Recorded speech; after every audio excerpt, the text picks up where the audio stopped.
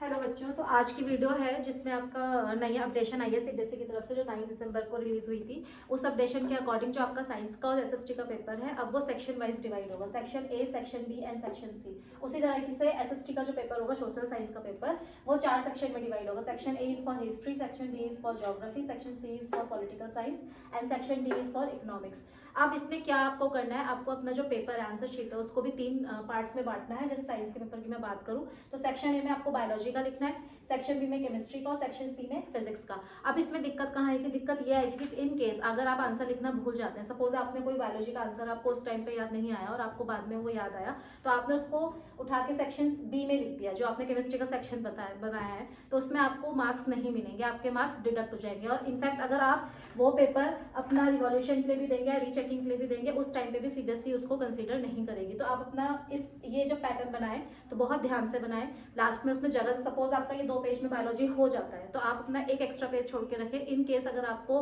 Last में जरूरत पड़ती है तो आप वहां पे उस आंसर्स को लिख ले।